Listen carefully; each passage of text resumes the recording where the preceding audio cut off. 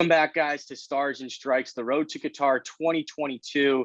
Ryan, another disappointing result for the U.S. men's national team, a 1-1 draw in their second match of World Cup qualifying, the second straight draw to start it all off. And looks like we got another big one coming up tonight, and it's almost a must-win situation for the red, white, and blue tonight against Honduras.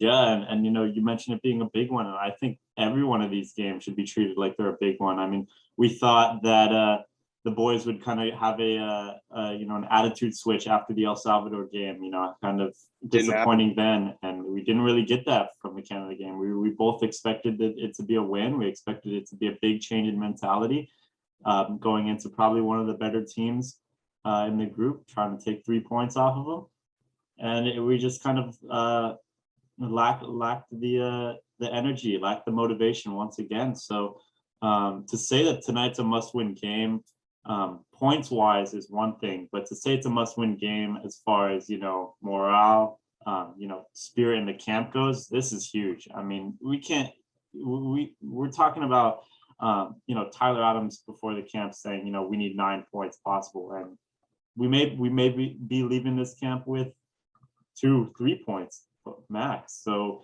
unless we want to turn this around, tonight is an absolute win on all fronts.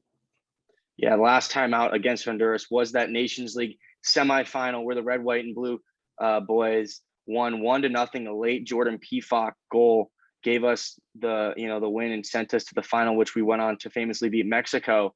So this is going to be another tough one. We know Honduras is a gritty team, similarly to the way El Salvador plays. Difference is Honduras has got some players, especially on the attacking front. We all know about Elise and all the problems that he's caused for us over the years. This is going to be a tough game. And, given all the injuries and the whole Weston McKennie storyline that we'll get to later, this is the team right now is at a breaking point. And I think we could really be in trouble if we don't get a win here. And that's crazy to say, because going into this qualifying period, we're talking about the confidence that this team has and their ability to overcome challenges and finally, dismiss all that like negativity around U.S. soccer. And it seems like it's starting to creep back in, and that's not a good thing.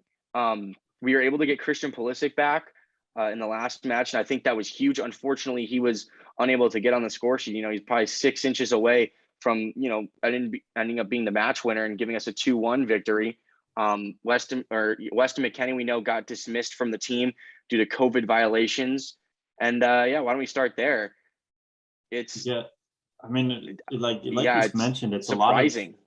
A lot of just one thing after another that's kind of dragging us back into that place kind of we used to be, and it's not helping when we have some of our main players being withdrawn and not being able to play for us. I mean, Serginho Dest's injury is one thing, but having one of the biggest leaders in our team in Weston McKennie behave like he is going to be a huge blow. I mean, Landon Donovan came out and said that it's almost irredeemable because of just the impact that his behaviors can have on the team.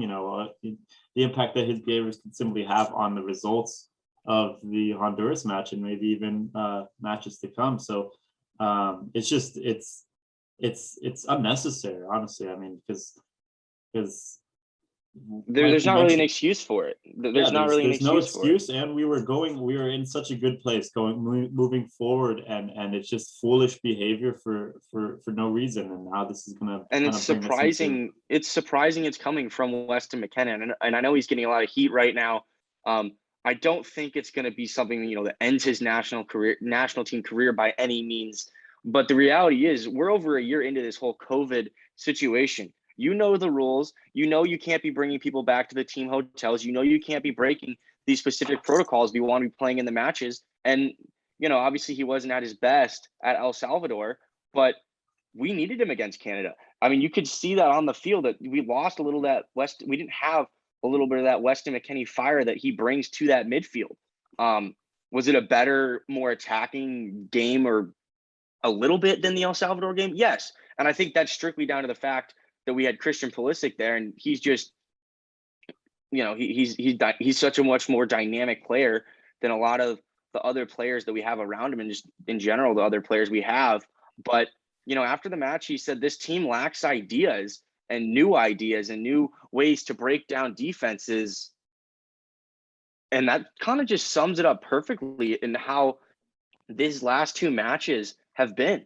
There hasn't really been that much of a spark. There's not really been a lot of fantastic build-up or anything, and it was almost as a little shot to Greg Berhalter, and I think it's warranted. Yeah, and oftentimes Weston McKennie is that player that can give us a different dynamic in the way we play. I mean, he's such a tenacious and lively player, so he's always someone who's on the front foot. And so, if we don't have that ability in the midfield, someone who's willing to get forward as well as give back and give us kind of that different dimension, he's, without him, we're kind of feeding into that problem. So for someone to say that yet behave in the way that he does, he's just limiting us even more from finding new ways to break down defenses, because he, at the core is one of our outlets to do just that. Yeah, and I mean, even more so, I mean, against a team like Canada, where we know that they like to come attack you, on the counterattack, that re-counter attack, especially when the likes of Alphonso Davies were flying down the wing. Pre-match, we were talking about, maybe if Serginho Dest or DeAndre Yedlin could exploit that and play a ball into the box to a late runner like Weston McKennie. What he does so well is getting into the box late, as we've talked about numerous times on this show, and we didn't really have that. Sebastian Leget's not that type of player. Kellen Acosta is not that type of player that's going to make a late run, win headers, win a volley here and there. And we missed that. And it's a stupid mental mistake from a player that you wouldn't expect it to come from. We were talking about him, being one of the biggest leaders on the team, being the guy that's going to get in all the players' faces, maybe being a future captain. And at this time, it's not looking good for Weston. And obviously, hopefully for the next set of matches, he'll sort everything out and get it, make up for his mistakes. But this is going to be 2 straight matches where we're not going to have our second best player on the team. And I'm pretty confident saying that, given what he's done for Juventus and how he's performed in the past.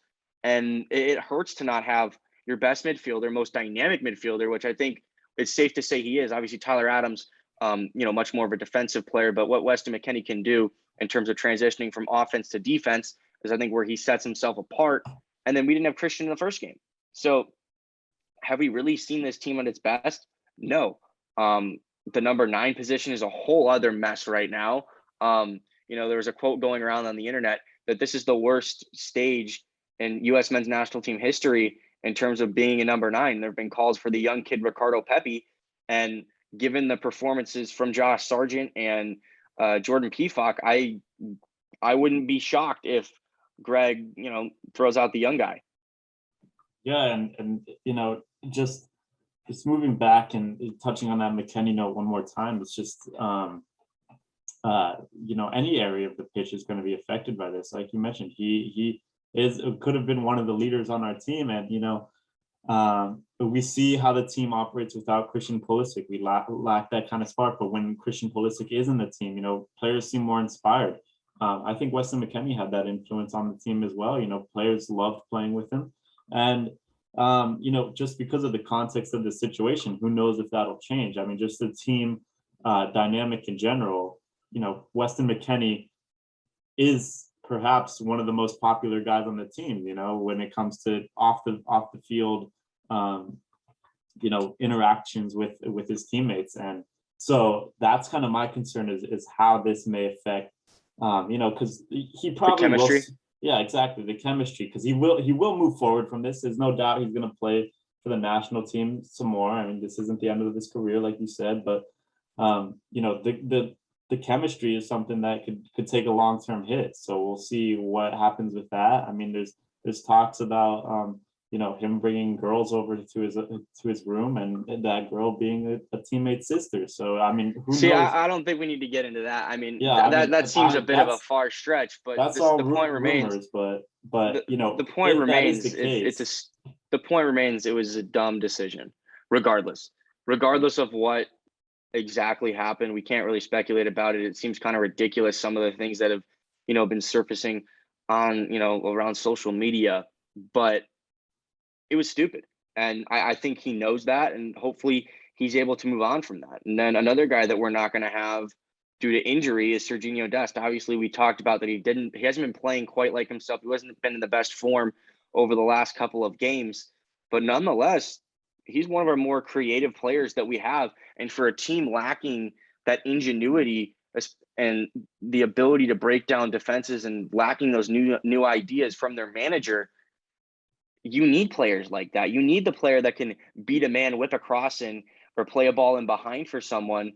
And without Serginho, we're losing that, and that can be huge. Obviously, we have DeAndre Yedlin, one of the more experienced players in the side, but the fact remains, we're going to miss both these guys immensely.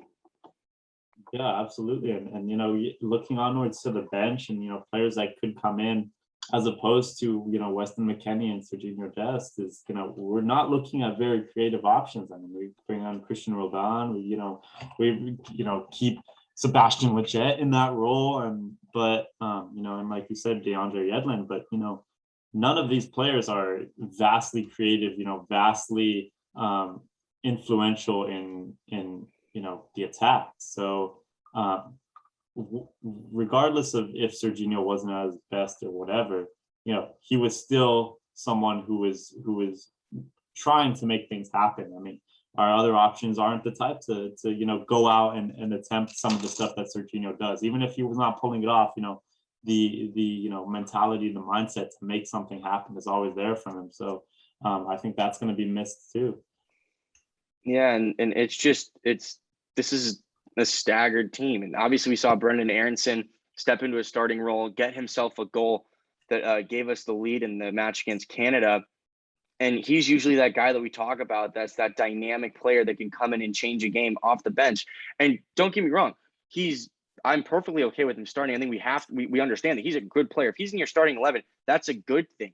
But when he can come off the bench and do what he can do, and he doesn't even get into that starting 11, that's when you're starting to show some real depth. And after these injuries and the lack of goal scoring from the striker position, some of these issues just seem to be kind of mounting on top of each other. The whole John Brooks fitness issue, he wasn't superb at all. I mean, you could probably say that goal was a big part due to his lack of defending. He didn't track the runner who ended up scoring the goal back into the six, and he had a wide open tap in. I think Alphonso Davies absolutely torched our back line with his pace. Seemed like a lot of times, even though we knew it was coming, the players just weren't in the right position, and they got caught too high up at the field. They got caught up in possession, and it just didn't work, and it didn't look good. Yeah, and that's gonna make me think now.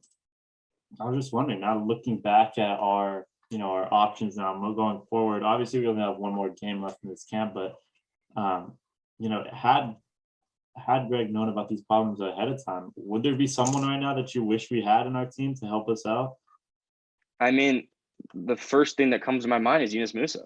Obviously, he's still coming back from an injury, but the reality is he is such a stable, mature, even though he's only 18, 19 years of age, his ability and his calmness on the ball when he receives it and his ability to move the ball over to the next player is something that we don't really have in that midfield right now. His ability to drive forward, now that we don't have Weston McKennie, we don't have that midfielder that can collect the ball, drive at that back line, and break it with the players running off of him.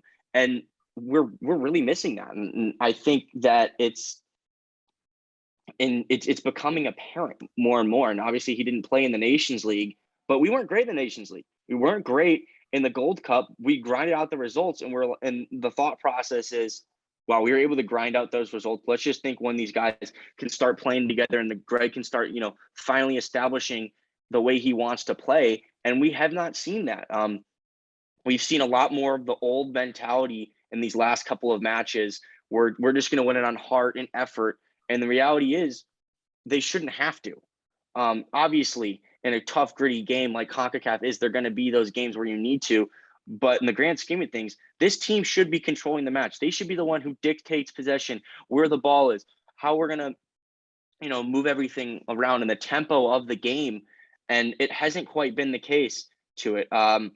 Zach Steffen, he got a COVID-19 positive test, so he had to move out of the squad. Sean Johnson is going to be taking his place. So all things are looking to Matt Turner to be in goal. And obviously he's only given up one goal that probably wasn't, at his fault whatsoever in terms of the saving. But Zach Steffen helps with that buildup just because of his ability to play out from the back and use his feet. Matt Turner, we know, is a good shot stopper, but he's just not on the same level as Steffen in regards to possession. Yeah, and I think, leading with that question, I was definitely hinting at a player like Yunus Musa coming in handy in a time like this, and also a player like Matthew Hoppe. I mean, you talk about being uninspired in the final third, and the ability to bring Brendan Aronson off the bench. I mean, also the ability to bring Matthew Hoppe off the bench would be nice, and especially seeing how uninspiring our number 9 position is. So it's just we've talked a lot about our depth in the past, and it seems that it's kind of letting us down right now because of these players that we thought were kind of nailed on. We thought Weston McKennie would be putting out performance after performance and be a nailed on starter, and he's out. And then Gio Reyna having questions over his fitness as well. John Brooks and Serginho Dest. So it's kind of we're needing depth for players that we never really had to think about replacing because these are our nailed on guys. So it's going to be interesting to see how Greg kind of adjusts that. I mean, we know Greg is kind of a guy who doesn't like to switch things up too much, but in a situation like this, we've been struggling lately. It may be worth trying out Pepe in the attack. Trying out he already tried De La Fuente obviously, but just different formations, something else to get this team clicking more. The center back partnership, Miles Robinson and John Brooks. Obviously, John Brooks didn't play in the first game, but I was surprised that they went with that partnership. You would think that maybe just given that Mark McKenzie and John Brooks have had a little bit of chemistry together, we saw them play fairly well and have some pretty good, working, and just in terms of the way that the back line moved and stuff like that they worked well together. Obviously, Miles Robinson had a really good Gold Cup, but we haven't seen that Miles Robinson here in this tournament. Obviously, at the last couple minutes of that final game, he had a free header and he sailed it over the crossbar, which was disappointing.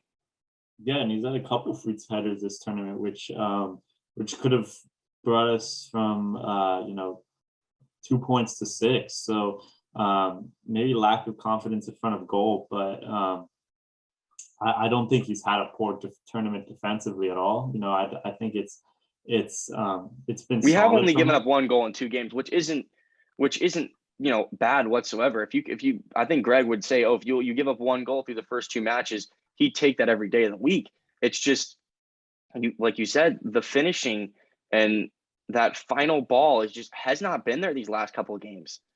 And it's I think it's critical, honestly, to be asking that of our center backs. John Brooks obviously gives us a huge advantage with his ball distribution, and I think that's a great plus. But at the end of the day, from our 2 center backs, the bare minimum is keep a clean sheet, keep the ball out of the net. To say that Miles Robinson's finishing hasn't been great in front of goal is one thing, but that's really up to the 6 players ahead of him too. I mean, we can't put it on to Miles Robinson to put away his headers when the 6 players ahead of him aren't putting the ball away either. So yeah, he's missed his headers, but we should be up 3-0, 2-0 before that chance even came. And and in a game like this, the thing that's going through my brain is we need our best players to stand up in this game. And that's what's going to have to be. I think this is going to have to be a Christian Pulisic match. He's going to have to make something happen, a Gio Reyna type game, where they're going to have a little bit of magic to try and lift this team and carry them over this difficult period, over the hump, and try and get a little bit of momentum going into the next window in a couple of weeks' time. So Yeah, Christian and Gio especially, I think they're gonna have to step it up and make something happen. I think Brennan Aronson also can step into that category. We saw him score a goal, so he stepped it up. We know the things he's been doing for Salzburg. He can make something happen. And then from whoever the number 9 is, you gotta just put the ball in the back of the net. At the end of the day, that's all that matters. Obviously, we talk about Josh Sargent a ton on this show. In terms of who I think should start, if Christian Pulisic is on the field, I feel like Josh Sargent works well with him, and he's able to create a lot of space for our best player to do what he does best. But at the end of the day, if he's not scoring goals, someone else can get the opportunity. So maybe Ricardo Pepi steps in. Is that what you think Greg's thinking right now? Because it seems like Sibachu a much different type of forward, but at the end of the day, he hasn't been scoring the goals as of late. Yeah, and it may be a risk worth taking, but also it may be worth seeing how Christian and Sargent link up. So I think ultimately, like you said, it's going to come down to one of the big players, whether Gio or Pulisic. But it's just that's what kind of is rough about this period of time, is that we're having to rely on individual player brilliance, because the team on its own is just not operating as we've seen Something's not in the clicking. past. Yeah, something just hasn't clicked in these last couple of games, that even in the previous games where we might not have looked at our best, there was something there and you could see it. Right now, it seems like the team is just lacking that it factor. And hopefully Christian or Gio or something, there just needs to be a moment, like a little spark of something. And then I feel like everything is just going to start flowing. It hasn't quite clicked yet, but once it does, this team can be unstoppable here in this region. It's just, they got to go out and do it. And that's been the issue. And that's been a lot of the talk. It's like, oh, here we go again. We've always said like, oh, we're going to make the World Cup. Don't worry about it. If one bad result. Well, if these bad results start piling on, yeah, there's still a bunch of games to go here in qualifying, but as the bad results start to stack up on each other, you're just making that final period that much more difficult and one little slip up and it could be gone. Yeah, and it's I think we're not that too deep into things too. Like obviously it's not great as things are right now, but when you look at the big picture, we still haven't lost in quite some time. And I think all it's really gonna take is just one dominant performance. Like you mentioned, if it comes from just a player's individual brilliance, if Pulisic can put like a goal or two past, we move past Honduras with a 2-3-0 win. I think that'll be huge going forward. Because just to see the team get a big result on the road in CONCACAF would be pretty big, especially having gone through our last two results. So there's going to have to be some sort of individual brilliance if Greg doesn't figure out the team. And that being said, hey, we still haven't lost, but we know what this team's capable of, and I think that's where most of the frustration is coming from. Yeah, and I think usually before a match we'll talk about our players to watch. And I think you both just highlighted it right there. I think the best players and the players that can make something happen got to do it. You got to have your Christian Pulisic, you got to have your Gio Reyna, make something happen, create something on enough. And even if the tactics aren't working and the way that the team is playing isn't playing at their best, that's how you go and win a title. That's how you win a World Cup. That's how we saw this team win the Gold Cup. That's how we saw them win the Nations League, is because when the biggest moments happened, the biggest players stood up. And we need that again. And it's a very, very important game. Ryan, before we head out, let's get that score prediction. Oof, as much as I would want a 3-0, a 2-0, something that looks good, I think it's going to be a nail biter. I think it's going to be 1-0 win to the United States. You know what? Wow, I was thinking the exact same thing. I'm thinking maybe, I don't know when the goal is going to happen, but I just have a feeling Christian Pulisic's going to stick one in the back of the net, 60, 70th minute, around that mark, and that's going to be the winner, and it's going to have a little bit of that uplifting. Okay, we can do this, and then hopefully in the next period of World Cup qualifying, we can kick on and really start getting things together. But at the end of the day, 3 points is all that matters here, because when you look at those first 3 matches, if you walk away with 5 points, yes, it's not exactly what you wanted, but those are a couple good results. 4 points on the road in 2 games is not a bad result. That'll get you qualified for a World Cup if you keep that pace. And then obviously you got to be better at home. And the U.S. did not show that against Canada. Yeah, I mean, the 5 points out of 9 is not awful. So let's hopefully let's make that the best case scenario that we have at this point. Get 3 points against Honduras and then kick on at the next camp, hopefully building off of that victory that we're going to get tonight, ideally. Yeah, it's going to happen. And we like we've been saying the last few minutes, big players step up in big moments. And right now, this is a big moment. It's a crucial game for the U.S. men's national team. Thank you guys all for joining us here on Stars and Strikes, the preview show for tonight's match against Honduras. Make sure to stay tuned for all the content we have coming on all forms, IG Live, YouTube, and wherever you guys get your podcasts. For Chaz Messman and Ryan Deeb, see ya. Let's see what happens tonight. See you guys.